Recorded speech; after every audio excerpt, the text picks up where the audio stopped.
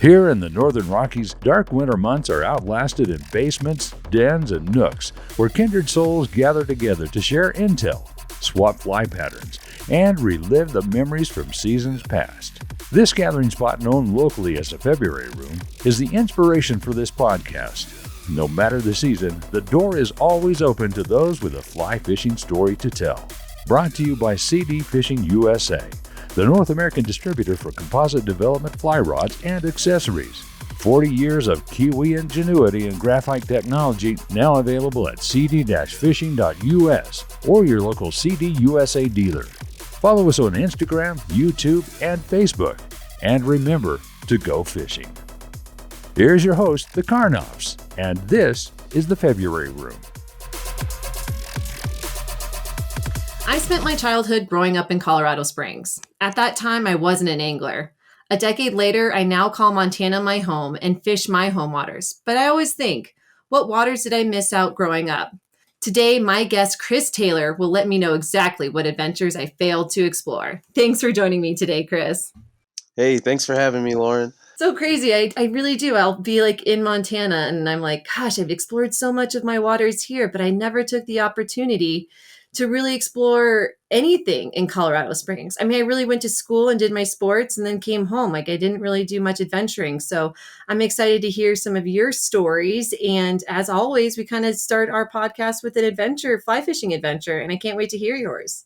Yeah, so same as you, I grew up in the Springs, and I got to do a lot of exploring the town on my bicycle. So I got to pass a lot of city parks with lakes and ponds, and we have a huge creek that runs through town called Fountain Creek. And being around angling all my life, I'm always looking at waters and wondering, is there fish in there? So, being so close to all of these waters, you can always just take a 30 minutes out of your day and just go check them out. So, it's nice being so close to so many different types of bodies, but the Springs, it's really busy sometimes. We have a huge park basically in the center of town that it's a lot of fun to fish at. You can catch maybe a dozen different species, from trout to shad. There's carp in there, bass, sawguy. But some of my favorite places to fish are outside of town. There's a city of Pueblo. It has a really bad rep, but if you know where to go, you can have some of the best fishing you will ever have in your life. I mean, trophy fish, huge trout, huge carp, huge bass in the river. There's Lake Pueblo nearby, which is a pretty popular reservoir, and that's where a lot of my most exciting fishing stories come from.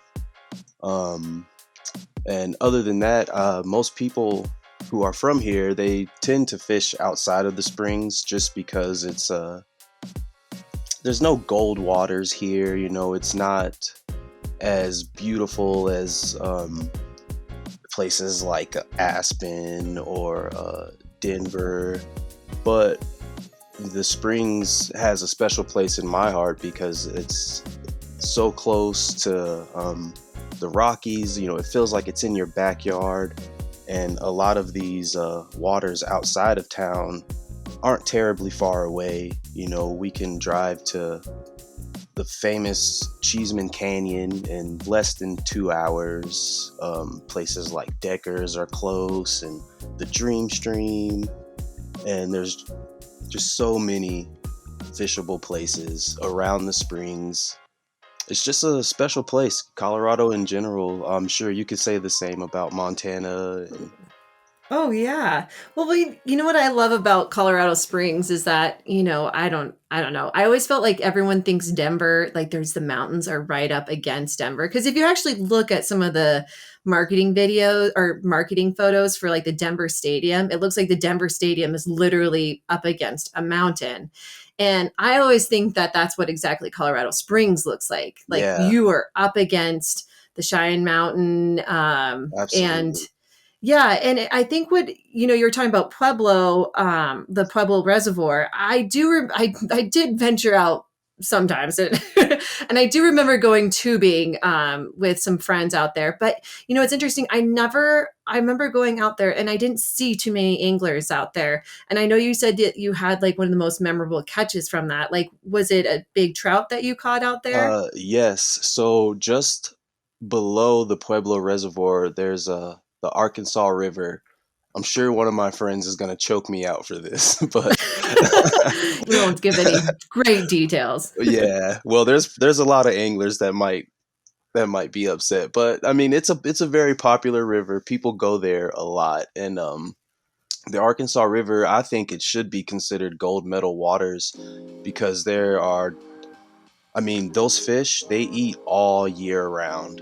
Pueblo's kind of unique because it's south Colorado, it's south of the springs, and it doesn't get as cold as other parts of town or parts of the state, I mean. Hmm. And yeah, like I said, these fish get to eat so many bugs all year round. And when I first started fly fishing, my a good friend of mine took me down to a special stretch that doesn't get fished very often because it's hidden, basically in the middle of town. And we're fishing in the winter, and he's teaching me a few techniques on nymphing and walking down the river, and I spot this huge trout, like probably the biggest trout I've ever seen in my life, just hanging out in this little pool. You could just see the gold and the red, and just every time she opened her mouth to eat, you could just see, the white inside her mouth, and like, oh, it just got my blood pumping. So we were just sitting there watching, and he was like, man, I don't think you're gonna catch this fish, like it's in an awkward spot, like that fish is huge, it's not gonna eat any of your stupid little flies, like it's seen Wow, he everything. seems like a really good team player. No, yeah, he's a great friend, like I love him. I mean, if sometimes fly fishing's like that, so I'm actually glad he, kind He's of keeping it real. He's like, yeah, yeah, keeping it real, good yeah. luck. Like, So just me being myself, I love a challenge. That's kind of what drew me into fly fishing. So, I'm just like, all right, let's see. I think I can set up over here, and I can just, plop it out there. I think I can get it. So he said, all right, good luck. I'll wait downstream, and we'll see what happens. So I take a couple casts, nothing happens. Switch out flies, and I throw on my favorite fly, which is the Mayor's mini leech. And I think it was my leading fly. And I take a couple more casts, and I thought I had spooked the fish. So I give him the sorry man, I think I screwed up signal, and he's like, all right, let's go. So I just kind of take one more cast out there, and I thought I had snagged. And next thing I know, my reel goes screaming downstream. And he's like, rod tip up, keep it to the left, keep it to the right. I'm like, what the hell? Like, dude, like, I don't know what to do right now. Like, let's just run. So I got the rod tip, high, and I try to, do what I feel is keeping pressure. And we're both like 50-yard dash down the river, like just chasing this fish, and he's like trying to watch his step and run because he's leading me, and I'm like trying to follow his tracks, and it was a mess. And out of nowhere, my friend just falls in the water. I don't know if he like tripped over a log or fell in like a little cut, but he completely goes under. And I like stop, and I'm like, oh shit, like my friend's gone. Like, this is not good. Like, so he comes back up, and he's soaked, and he's like, is it on? Is it on? I'm like, I think so. Because I don't want to move anymore, because I'm like, I'm not gonna drown. So I'm sitting there and he's like watching his step and digging around. And once we kind of get our bearings straight, I, start to reel in slowly, trying to keep pressure because we didn't want to lose this fish because, he had already told me like it was basically a huge fish that you're not going to catch ever. Yeah. So, we finally get to the fish and, we scoop it in the net and like, we're just like both like so amazed at how beautiful this fish is. I believe it's the first picture I sent you. Okay. Um, Yes, that one is insanely beautiful. Like the colors are yeah, gorgeous. she's like a goldish green with, I believe it was a cut bow, Okay. and they're pretty common down there. But one of this size was pretty special. I believe it was pushing 24 inches. Jeez. And Beast. yeah, and my friend was so excited. He could have been lying, but he said, the mouth on this fish was so beautiful that he doesn't think it's ever been caught. Oh, I So love that story. Sometimes you hear yeah, these stories where it seems like you catch some fish and their mouths have just been totally, yeah, just so beat pierced. up. Yeah, and Mm-hmm. that's one of the reasons why I don't like fishing in the springs, because everyone fishes in the springs and they don't really I mean, I understand some of them are stalkers and, but, Yeah. some people just really don't treat the fish with any kind of respect. And it makes fishing bad for everyone at the end of the day, because there's no beautiful fish left. Well, and it's so true. Like, and when you catch these, like the fish that you just caught, it's like that becomes such a memorable memory, especially a fish that's that huge and such good health.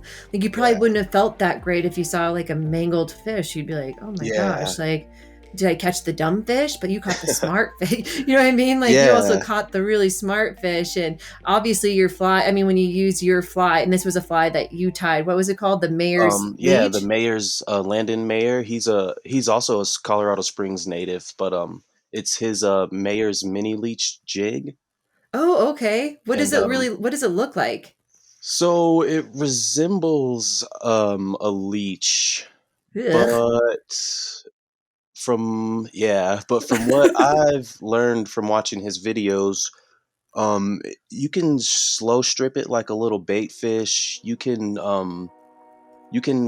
drift it on some nymphs. You can hang it under a dry fly, like a nice fat dry fly, like a Amy's ant or something, and Okay. it's very versatile. I've fished it in so many places. Yeah, I've even seen you I mean, like you said in the very beginning of the podcast, you talked about like catching carp, and I've definitely seen you catching carp, and I never think of Colorado Springs and think about carp fishing. I don't know Yeah, why, but yeah, and I kind of like it that way because I think the carp fishing here is probably comparable to some of the places in Denver. If you know where to go, okay.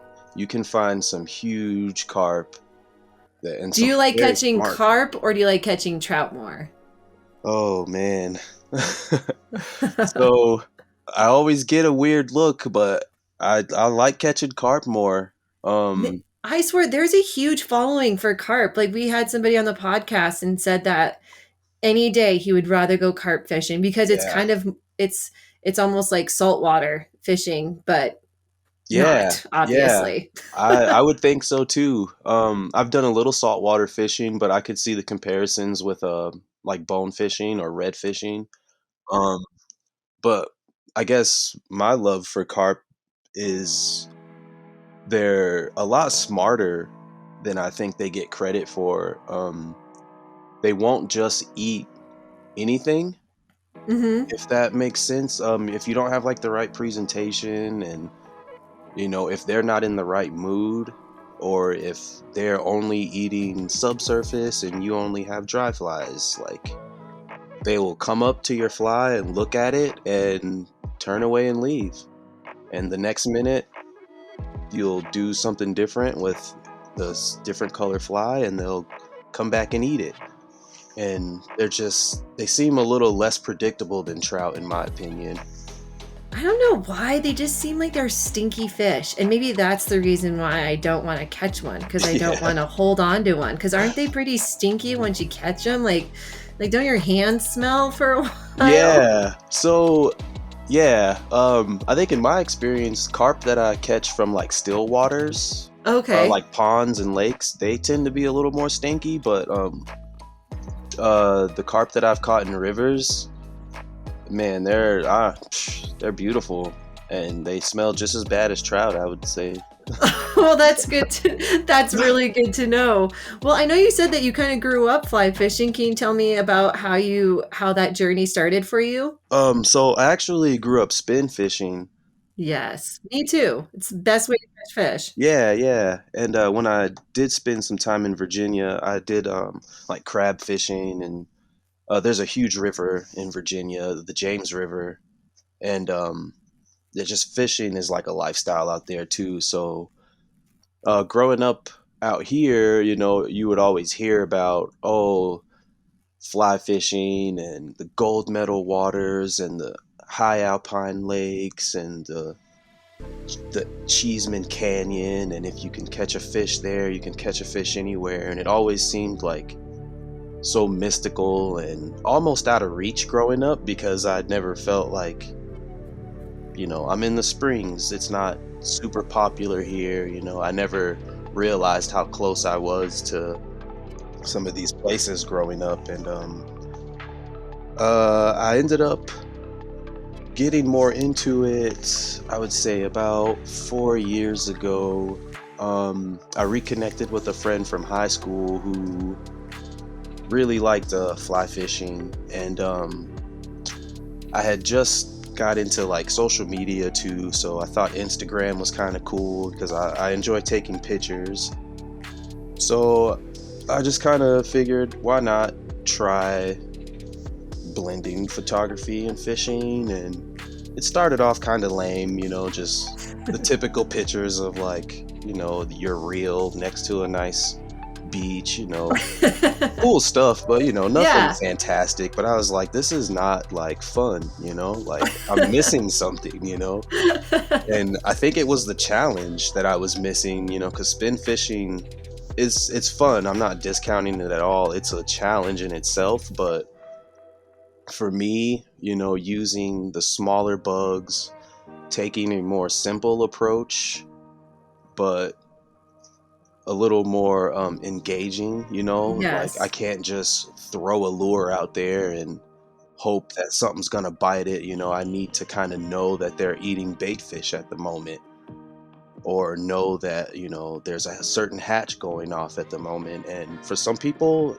yeah, it turns them away, but I think for some other people, they enjoy the constant engagement, and the journey of learning essentially Right. is kind of what drew me into it. So once I got my hands on a fly rod and a net and a bag, I was like, wow, this is actually kind of cool. Like, I don't feel like I need to carry around 3 or 4 rods, a bag full of baits and lures and hooks, and just so much stuff. Kind of, I ended up with so much stuff with spin fishing that I just was like, no, this it's too much. So for fly fishing, it was much more simpler at first. And then I started getting into fly tying and What's the realizing, biggest joke is that someone said I started fly tying so I could save some money. yeah, and yeah, I think I've spent more money on fly tying gear than I've spent on lures. But Right? it's cool, but I enjoy it. It's so much fun. I got to learn, you know, basically what seems like arts and crafts, but when you catch something on your own fly, that's such a good feeling. It's still something I haven't done, and it's something I still want to do. I don't know. I think it's because Justin is like the fly tire, and he like goes in his room and he like ties a bunch of flies, and I think to myself like one day I should do it. But then when I wake up, he's already made like 20 flies, and I'm like, oh, this is great. Like, but what I like about that story you talked about when you caught that nice hen is that like you changed your fly, and I can only imagine like how great that feels. Like I feel like that is the best strategy when you get to feel like, okay, I threw this bug at it and I'm not going to give, because sometimes you think like, oh, it's not going to eat. Like I've already scared it, like you said earlier. But then when you switched your fly and then it ate it, it's like, I am a genius. Like I created this fly and I knew what she wanted to eat. Do you always have that like sense of accomplishment? And what did your buddy say? I want to ring back to, because he was telling you like good luck. So was he just also like, Chris, you are a genius. Like you knew exactly what to do. Um, I'm the goof. yeah, I don't, we really didn't say too much because we were both in awe. I have the video that day and I sometimes go back to it and we sound like a couple of owls, honestly, because we're just like, woohoo, woohoo, woo, woo. And we're just like so excited, like, oh my God. And like, yeah, all I could do was just, thank the Lord that, I'm Yeah. here now in this moment with this beautiful fish doing what I love. And ever since that day, I just wanted more and more of it. And now a brief message from our sponsors. Introducing the Triced All-Fly Kit, Composite Development's latest game-changing innovation. Utilizing the same butt section, the All-Fly morphs from 5-weight to an 8-weight via interchangeable sections. Need a little more length? Pop the extender into place and the 9-foot rod becomes a 10-footer. All housed within an ingenious tri-folding magnet rod tube, the All-Fly is the most versatile fly fishing tool ever devised, negating the need for multiple rods. Switch from delicate presentations with tiny parachutes to hucking gaudy coneheads. This package must be seen to be believed. Go to cd-fishing.us, click the video tab, and see the Triced All-Fly in action. And remember to go fishing. It's so great to have like those special spots that you're talking about. We were just recently in Ennis and this really nice local guy was like, okay, I'm going to tell you guys a great spot to go fishing. And we're Yeah. like, okay, cool. He's like, yeah, this is a secret spot. I mean, obviously I'm not going to repeat exactly what he was telling us because honestly, he was giving us directions on the river and he was telling us like steps to take and where Mhm. the water dips down. And we were on the Madison, and the Madison, I don't know if you fished in Montana, the Madison really looks ripply. Like it doesn't look deep at all. Like it Okay. literally just tons of ripples. And it's really hard to figure out. There'll be some boulders where you can figure out like where you can throw your fly. But this guy's like in the middle of the river, it's going to dip down. And so I'm like walking down. He's like, in this dip, there'll be some fish. And I'm walking in my waders, and it's been a long day. I mean, it's like 6 o'clock. And I start walking in the water.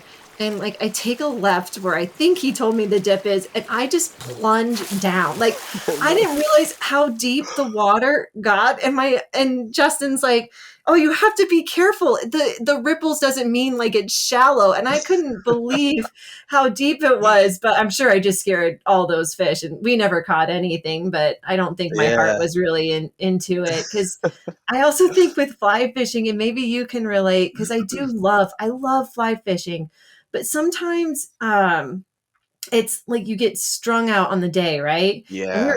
I was like, I was like kind of tired and I was hungry and Oh, yeah. um, but it was weird. Like as soon as I did start fishing, I didn't feel as hungry, but I wasn't really caring about catching fish. I just was like, I'm just gonna come out here and just swing a Yeah, couple of flies. And sometimes that feels good, it you does. know? I've definitely had those days. I think that it's not also always about fishing, but I think what's so special about Colorado Springs is, I mean, the backdrop is so beautiful, and that sometimes I think we get so stuck in our minds that Yeah. which I always think it's so good to go explore other areas, but sometimes you don't really have to go very far just to unwind. Yeah, and I think a lot of that, for me at least, was just perspective. I fished in places like 11 Mile Canyon, which is pretty popular. Um, Beautiful place. And my first few times there, I was just getting skunked.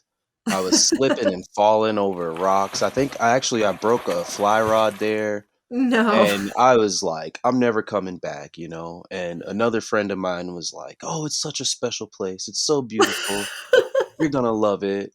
And he was right, because every bad day that I had, I would just take a few deep breaths and just say to myself, what a better place to have a shitty day, you know? It is Like, so true. it feels so magical sometimes. I mean, even the animals will like interact with you differently, you know, when you're in the Yeah. water. Like, I've been close to, beavers, and I've had bats fly down right in front of me, and, Have you ever you'll caught get. a bat on the fly? Well, That's happened before. so me and my friend were night fishing once for carp. I guess we didn't realize we were just being completely surrounded by a bunch of bats, and I had a huge, like, a crawfish jig on, and I'm taking a couple casts, and I back cast, and we both just hear like a thud, and we're like, what the heck was that? And we hear like a flutter and then a splash in the water, and I go over to it, and it's a bat, and I like Uh-uh. knocked it out of midair, and we're like getting it on the end of the net, and like I have a video on it on my Instagram, I believe, and the probably the worst experience I've had with nature and fishing. Did the bat just fly away once you kind of came Yeah, closer, I think or? it swam to the bank and maybe just took a little nap because Oh, I don't know if it survived, honestly. oh gosh. I mean, I have to say, bats give me the heebie-jeebies. I mean, Yeah, I think they're so gross. They're mice. I agree. Oh my gosh. Well, it's so interesting. You keep talking about your Instagram because that's how you and I connected. Because I feel that you've actually connected me with so many other great people that have come on the podcast, especially like Fishing the Good Fight. I Yeah, think you are also a really good advocate for finding people, and you're a really great supporter on Instagram. Like, it thank doesn't you. feel competitive or like, you're a good person to follow because I think that you just share such good knowledge when it comes to Oh, I fly appreciate fishing, and that. you tag other people. So it's like, hey, this isn't like a secret. Like, this guy's a great fly tyer. This person is a great organization. Yeah, Yeah, I think that's so, like, how do you I even keep appreciate yourself that. up to date with that? Like, I really am so curious because I'm so bad at social media. I feel like it. I'm like, Yeah, and I really didn't have a plan jumping into it, because the original plan I had kind of fell through. I didn't know what I was doing, and so when I got into fly fishing, it just seemed like all these pieces were coming together. I was meeting people and like networking, and yeah, and I was fairly new to it, and I really don't like. I'm competitive, but I guess when it comes to stuff like this, like, I want to share it with people. yeah. I like, no one for any reason should feel like this is unattainable, Like, there's really nothing too mystical about fly fishing. It's just a little bit of hard work. And the companies like Fishing the Good Fight, Yeah. uh, I really love what they stand up for.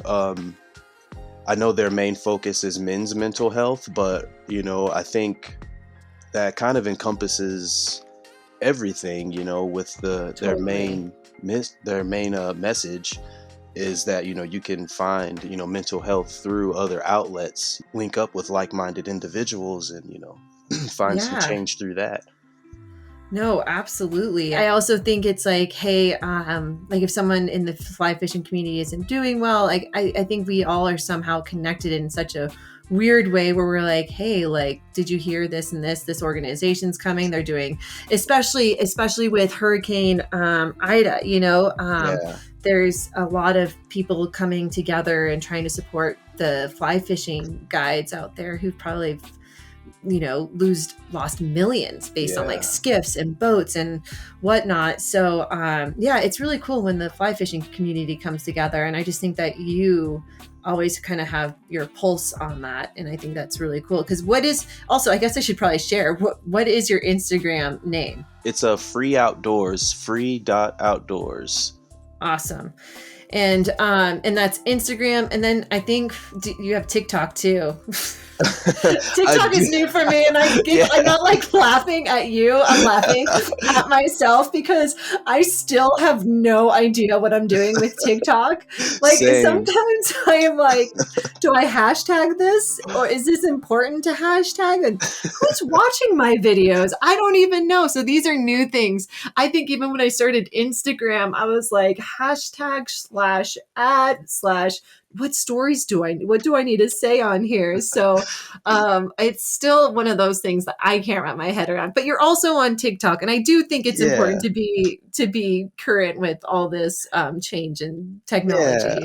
I try. I mean, like you said, it seems like I have a pulse on, what's going on, and in a sense, I do feel like I do because I can like find these cool pages, and I'm always willing to share stuff, and Yeah. I hope it doesn't annoy some of these like fly tires and Oh gosh. stores that I'm like constantly sharing and I talking about. highly doubt it because I think everybody loves to be. I think it's the American way, but we all like to be recognized for hard work. And when someone else is like sharing that, like I think that feels really good. I Yeah. mean, like we said, you were one of the first people that I like reached out to when I started the podcast, and you were the first one to respond.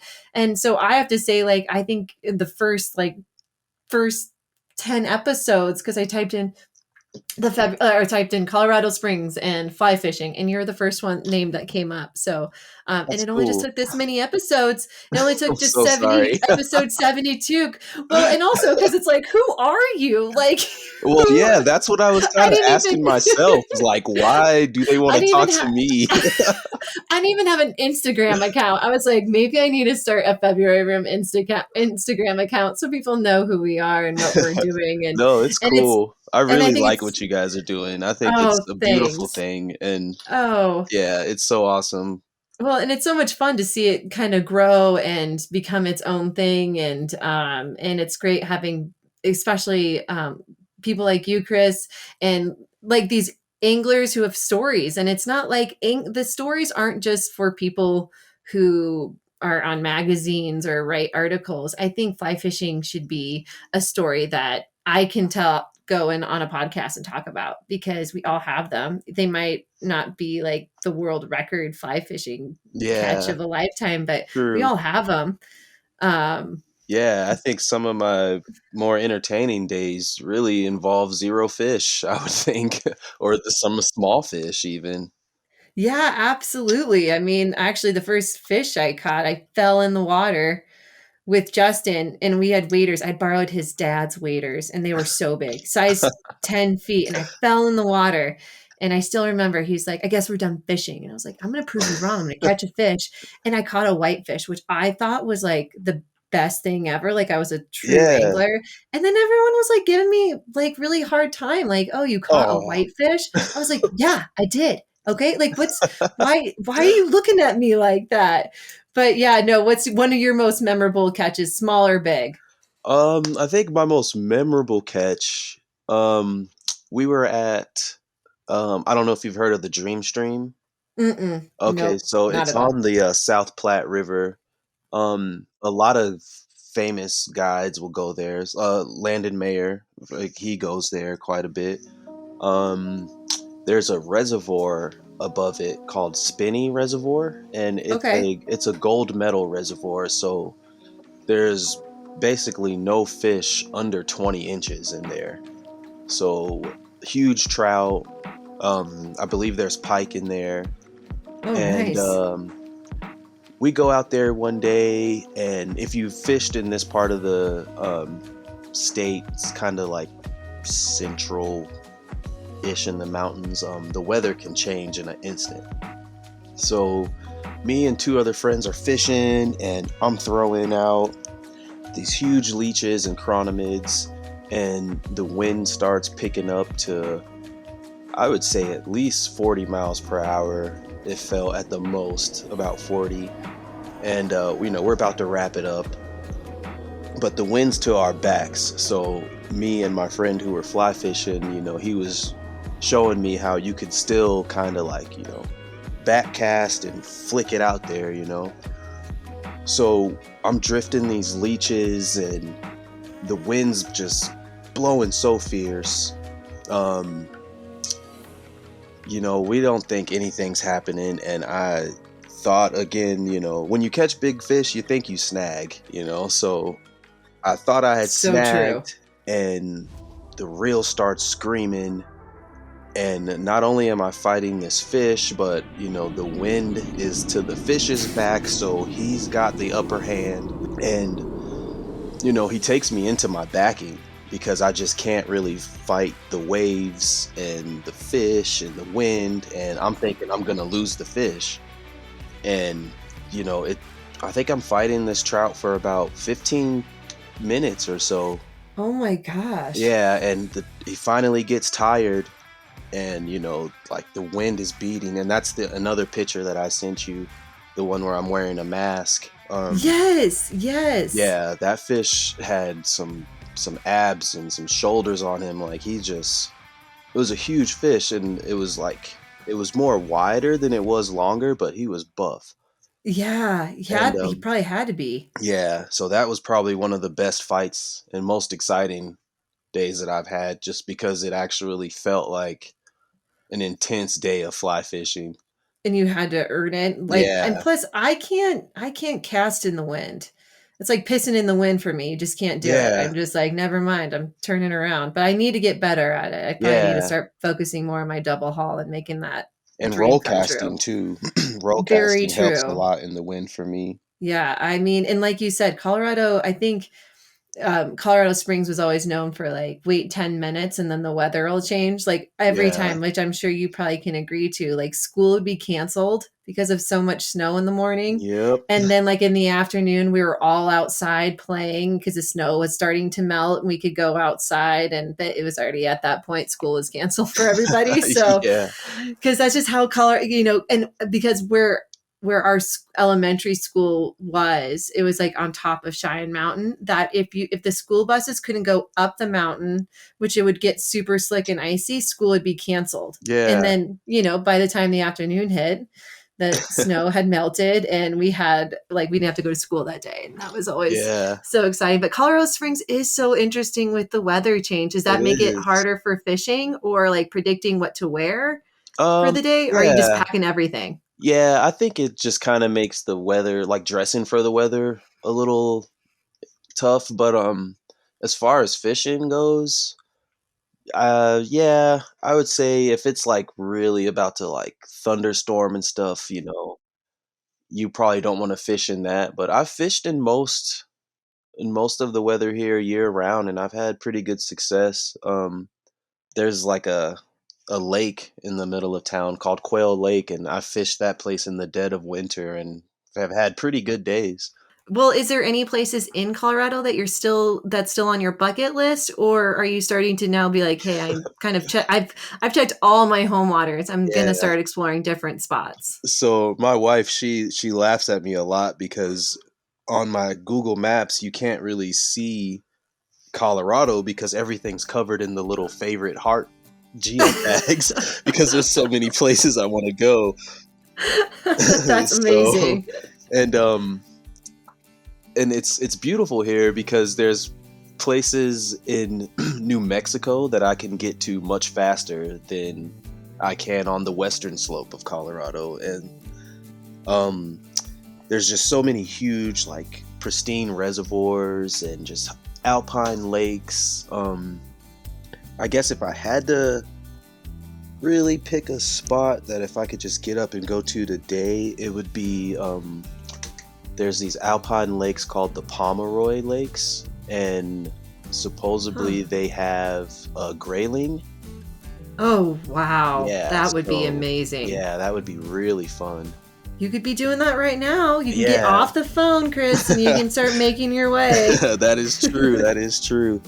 But yeah, Traffic, though. yeah, exactly. I Yeah, mean, that could be another podcast for another podcast episode. Traffic in Denver yeah. and Colorado. Anybody who's been on I-70, they know that traffic Uh-uh. is no joke. But thank you so much for joining me again, Chris. And follow you at free.outdoors. Yes. Yep. Free outdoors on Instagram.